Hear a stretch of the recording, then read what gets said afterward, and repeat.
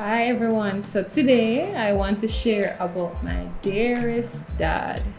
How he got saved, what I witnessed, you know, no pun intended, what I witnessed, of his life.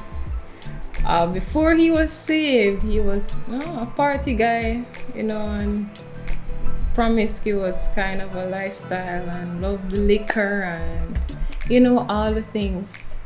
And he got into a season where he got really ill and he knew that he was going to die.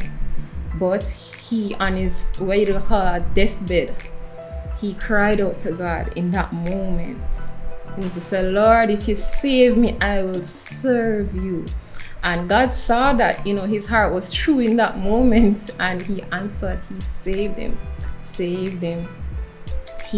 He called him to recover from his illness, and my dad didn't waste any time. He found the same church that his wife was going to. He stopped committing adultery, all the things, and he devoted his heart, his whole life to serving God. And yeah, I noticed the differences when I didn't live with him, but when I went around him, I would see that he would be operating different. He wouldn't be interested in the same shows and music and so on that he used to listen when he was unsaved. Right? I saw that he was more patient, he was more gentle. He was just so full of the love of God. And that impacted me. But as a child, there are some things I didn't like.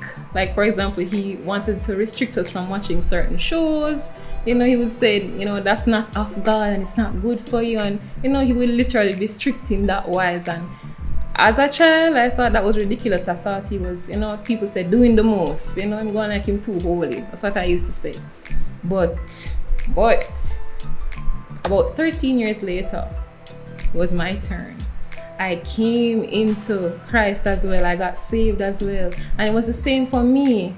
Watch this. I was in a similar lifestyle. The partying, the drinking, and the this and the that.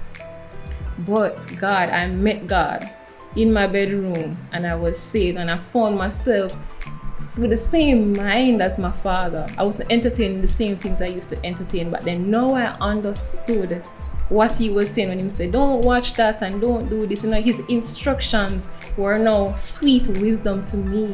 And I just really appreciate, God first and foremost for that, for saving him and using him inside of my life to impact me in that way.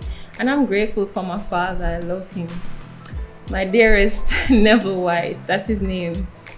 So I just want to encourage you out there today that Jesus indeed saves. It sounds like a cliche, but he saves. And not only saves, but he transforms life. That's the whole point of salvation, that you will be transformed, that you no longer be part of the kingdom of darkness, but you come into the kingdom of life and become and shine the light of Jesus Christ, right? And impact other persons and draw them into the kingdom. In the same way my dad did the same for me, where he got saved and then in shining his light. And of course, I know he was praying for me as well, praying that I'd be saved, praying for my other siblings. And now I get to join him. God answered that prayer. God has saved me, and I join him inside of praying for my other siblings. And I know that God is drawing them as well. So be encouraged. Be encouraged. Turn to the Lord, begin to pray and work. Partner with God inside of the ministry of reconciliation.